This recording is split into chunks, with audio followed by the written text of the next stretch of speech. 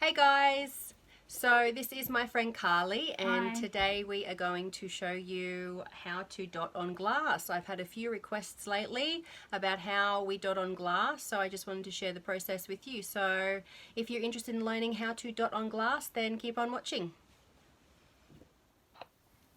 Okay, here we are. We are about to mix some liquid in with our acrylic paint, so I'll get Carly to explain. Okay, so this is glass and tile medium with Joe Sonia's. It's designed for their paint, but it can be used with any acrylic paint. This is part B. I didn't realise that you needed a part A, but the part A is just a primer. So you can just use part B. You just need to cure it in the oven, which is not that much big a deal. So you do 3 parts of the medium to 1 part paint, which is good, so you're not using too much paint, especially because it dries really fast. So I've just put some in there, and you just put a little bit of paint with it. Oh, sorry. Looks like there's quite a bit of the liquid in there too, the glass medium liquid. Ah, yes. Yeah. So like I said, it's 3 parts of the medium to 1 part of the paint.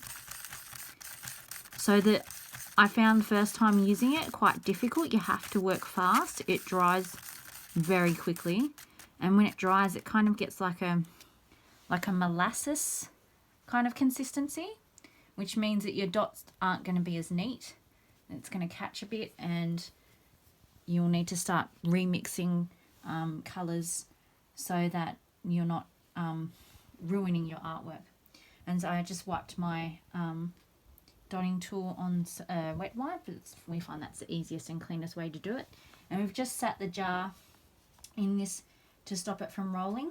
I have in the past done it while holding. Problem with that is that if you're not holding it directly straight, you'll think you're doing it correctly, and then you put it on the table and your design's all wonky. So it's probably better to put it in something so that you can see where you're going.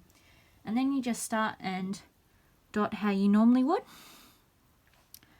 I'm just going to do it, design off the top of my head. Now it does look pretty, looks a bit watery, but when it dries, you'll be able to see the colour more clearly. And we'll grab one of our other tools, one of the little ones. Just take a different colour. Now when we're doing it, this is freehand, so it can sometimes be a bit difficult to line up the dots correctly and space them, because you're just doing it by eye. See, that's already a little bit wonky, but I'm just going to go with it. And then you do the cross ones. That looks pretty perfect to me. And then, you know how you're always more Judgmental on Yeah, yourself. exactly. Your own worst critic. Doesn't have to be perfect. No. And once you put more stuff onto it, it's harder to see. And every time I think I've done a massive mistake, I take it to my parents or to Jess and I say, oh, I've ruined it, and they have no idea what I'm talking about. Yeah, people looking at it totally don't see any mistakes. At least I don't. That's actually not that bad. That's pretty good, I must say. Let me have a look close up. Looking good. All right, now I'm just going to do a second row in between.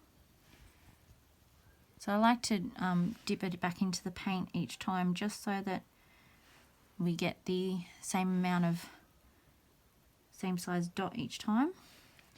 And I see you're really putting this row of dots in between the first row. Yeah, just so that it's not too spaced, because you can do it that way, but I like it to be a bit tighter.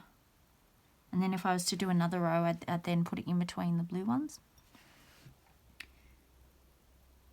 It also makes it easier to space it correctly because you've got the guideline of the other dots. There we go. Looking good. I'll do a little zoom. See, the blue dots are in between the purple dots. And like Carly said, it gives you a lot tighter design. So we're just doing a fairly easy design today, just to kind of show you how it's done. I have to first time filming what I do, and it's a little bit tricky being left-handed. Those people will know. You tend to block your work a lot. And see, again, this is why I like this design for doing it on glass, because then I'm using the dots that I've already done to help me line up these ones. Because normally if I'm doing it on paper, I'd have it all drawn out, and then it'd be much easier to line it up. Except this time, because I don't have lines, I have to just do it myself. Okay. Now we're getting one of the smaller dot tools. I'm going to do some walking. This is one of my favourite techniques. I really enjoy it. It's fairly simple to do, but it's very effective. So you're just dipping the tool once, aren't you? Yeah, so the idea is that you dip it once, and then each time you... I'm actually going to turn it so that it makes it a little bit easy to get it in the right spot. So yeah, you dip it once so that the first dot's the biggest, and then each subsequent dot is just that little bit smaller. And then when you do the second row, you put it on top of that first dot again, don't you? That's right, yeah, because you don't want them to be uneven. And it's a little bit daunting to do them back over the same dot when you first start, because, you know, you don't want to make a mistake and it look funny. So what I used to do is I used to just tap it on my palette before I did the dot, because I didn't want to go over it and make a mistake. But now that I'm more used to it, I just go over. But both ways work fine.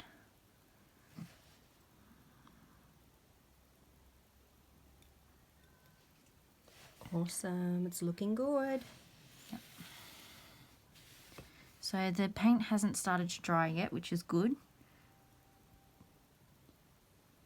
So after, what, about 10 minutes, does it go quite thick? No, it's probably not that fast. It's probably about 20 minutes. So you can do a design, but like when I was doing lots of stuff for markets and doing bigger designs, I found that halfway through the design it started to get really chunky and hard to use, because I was doing these cups and I was doing from the stem all the way up. Oh, the glasses. And, yeah, the glasses, the wine glasses, and they just, yeah, halfway through they started getting really chunky, and I just knew I couldn't. I was just ruining it. So, and these paints are really good. They're good consistency. So I've just gone for a bigger stylus to get a bigger dot as I go out. And these stylus tools, also known as nail art tools, are bent, the tips, and I have them available in my Etsy shop, so be sure to check out the link below for a set of those. And they make it so much easier, because it's really important to get the right angle when you're dotting, because if you do it on an angle you don't get a nice round shape. Yeah, I find having the tips bent, that my placement and accuracy is 10 times better. I particularly like, I know it's still good for you, but I feel like particularly for someone that's left-handed, we often rest our hand on things. That's just how we do it. We don't have our hand flat, we have it curved. So it's really hard to get it straight. I have to do it a bit weird. So this allows me to rest my hand and do it nice and neat, which is good.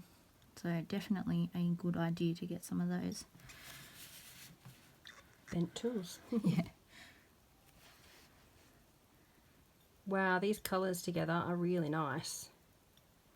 Yeah. So the colours we have used are the Brilliant Purple from DecoArt, the Vivid Violet, and also the Calypso Blue, for those of you that want to try out those colours.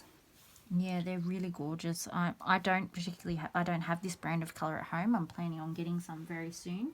The Jo Sonjas work just as well, and they're just maybe not so much of a range. Yeah, let me show them that one. These are the Jo Sonjas. We are based in Australia, so these are our go-to ones. Yeah, these particular ones we can't get in store. So if we just want to pop to the art shop, we can't get those ones, but we can most of the time get the dress on, yes. Well, that's probably it for now for this one. And then we'll come back and dot this one in 5.